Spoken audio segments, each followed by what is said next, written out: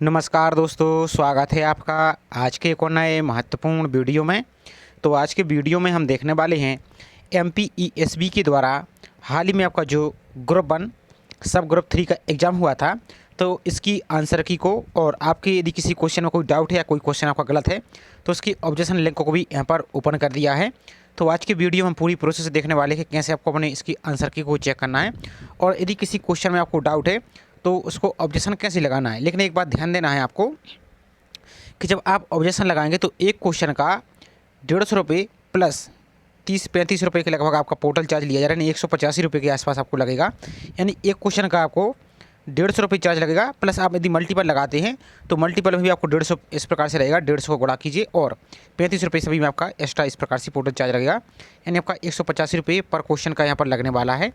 तो इस सभी को आपको ध्यान से देख लेना है और यदि किसी क्वेश्चन में आपको डाउट आता है तो कमेंट भी आप यहाँ पर ऑब्जेक्शन भी आप लगा सकते हैं। तो चलिए देखते हैं पूरी प्रोसेस को कैसे आपको चेक करना है, और इसको अपने मोबाइल से भी कर सकते हैं और सेम लैपटॉप या पीसी यूज कर रहे हैं तो उससे भी यहाँ से आप ऑब्जेक्शन को यहाँ पर लगा सकते हैं और अपनी आंसर की को यहाँ से आप चेक कर सकते हैं। साथ ही आप सभी से एक छोटा सा रिक्वेस्ट और है, चैनल पर आप पहली बार विजिट कर रहे हैं तो चैनल को सब्सक्राइब करके बेल आइकन पर प्रेस करके जरूर रखिए इसी प्रकार की रेगुलर अपडेट पाने के लिए। और वीडियो को लाइक नहीं किया तो वीडियो को भी आपको लाइक जरूर कर देना है। तो ऑब्जेक्शन को और आंसर की को चेक करने के लिए आपको अपने मोबाइल के ब्राउज़र में टाइप करना है MPESB और सर्च पर आपको यहाँ से क्लिक करना है। इसके बाद आपको जो पहली लिंक दिख रही इस पर आपको यहाँ से क्लिक करना है। इसके बाद आपका इस प्रकार से पेज दिखेगा, तो यहाँ पर आपको नीचे को चले आना है, तो इंग्लिश वाले ऑप्शन पर आपको यहाँ से क्लिक करना है।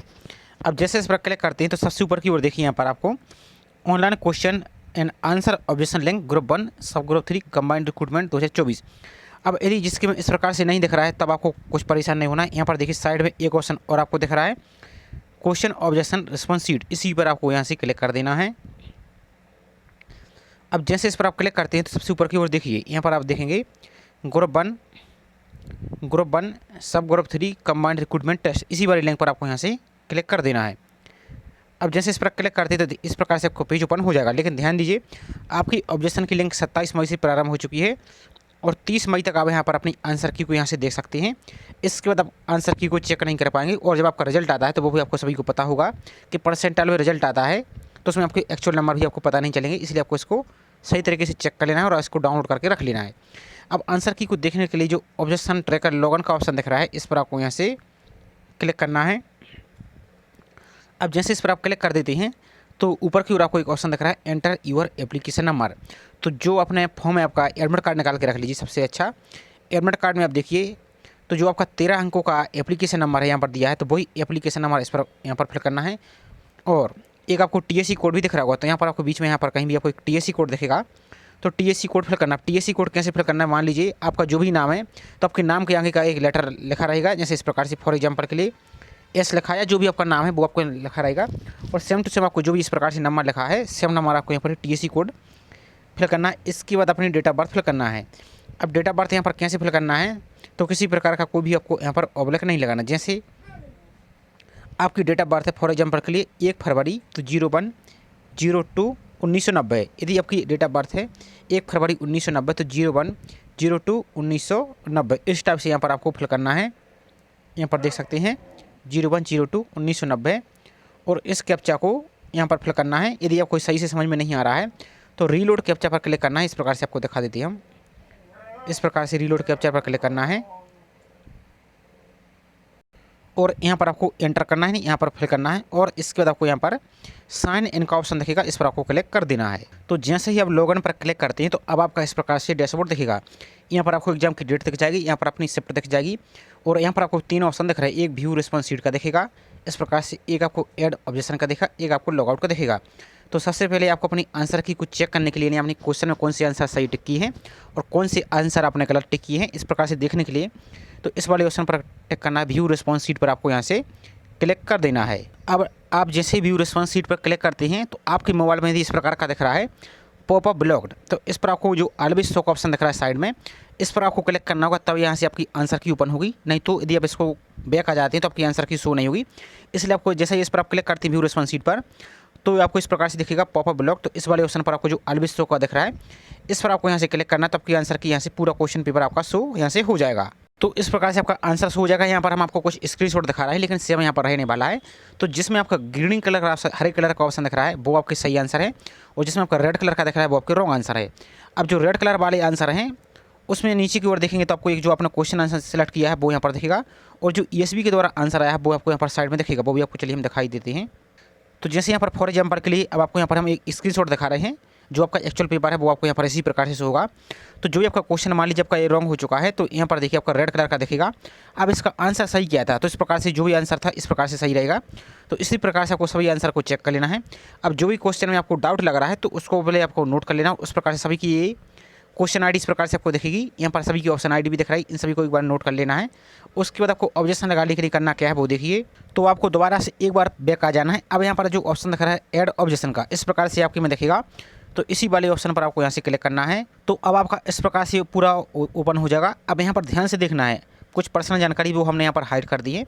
अब यहाँ पर देखिए आपको आपत्ति के प्रकार, आपत्ति दर्ज करना चाहते हैं तो यहाँ पर जो भी आपने जिस क्वेश्चन में आपको डाउट तो वहाँ पर उसका नंबर दिखेगा, तो वो नंबर आपको यहाँ पर सेलेक्ट कर लेना है।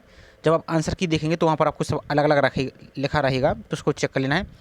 उसके बाद यहाँ पर आप ऑब्जेक्शन का प्रकार पर सेलेक्ट करेंगे तो उसमें आपको अलग अलग ऑप्शन देखेगी। जो भी आपको ऑब्जेक्शन में प्रकार समस्या आ रही है कि आंसर क्या हो सकता है वो सिलेक्ट करना है। नेक्स्ट है सही ऑप्शन आपको, तो इनमें से आपको सिलेक्ट करना है कौन सा आंसर आपका सही है। यदि कुछ भी नहीं है तो आपको वहाँ पर कुछ भी सिलेक्ट नहीं करना है। इसके बाद आपको जो कमेंट दिख रहा है इसमें आप चाहें तो इस प्रकार से लिख सकते हैं कि इस क्वेश्चन में ये मिस्टेक है, please review the answer type से जो भी आप लिखना चाहते हैं। इसको आप हिंदी में भी लिख सकते हैं कि इस क्वेश्चन में ये त्रुटि है, इसका हमने साक्ष्य अपलोड कर दिया, इसको कृपया रिव्यू करें या पुनः चेक करें या पुनः जाँच करें। इस टाइप से आपको सिलेक्ट करना है।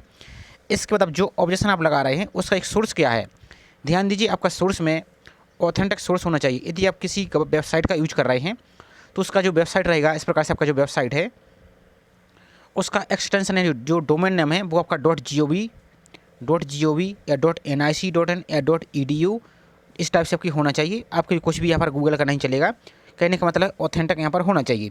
तो उसका स्क्रीनशॉट आपको अपलोड कर देना है।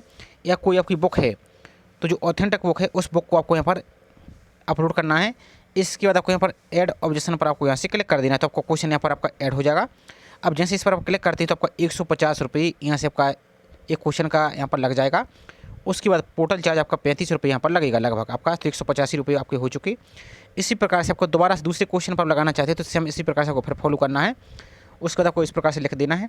फिर आपको ऐड ऑब्जेक्शन पर क्लिक करना है। तो अभी आपने 2 सेलेक्ट कर लीजिए, मान लीजिए तो 150 + 150 दोनों में आपको 35 रुपये आपको। यदि आप एक साथ ऑब्जेक्शन लगाते हैं तो सिर्फ एक बार 35 रुपये लगेंगे।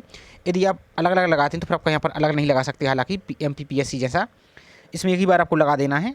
तो 150 रुपये + 150 रुपये + 35 रुपये उसमें एक्स्ट्रा चार्ज जोड़ लीजिए, तो इस प्रकार से लगेगा। उसके बाद आपको यहाँ पर यदि आप पेमेंट नहीं करते तो आपका ऑब्जेक्शन नहीं माना जाएगा। उसके बाद आपको क्लिक टू पे पर क्लिक करना है, तो आपको यहाँ पर ऑब्जेक्शन सक्सेसफुली सबमिट हो जाएगा। उसके बाद आपका जब आपका रिजल्ट आता है तो रिजल्ट के साथ ही आपकी फाइनल आंसर की आती है, बीच में आपकी MPPSC जैसी यहाँ पर नहीं आती है।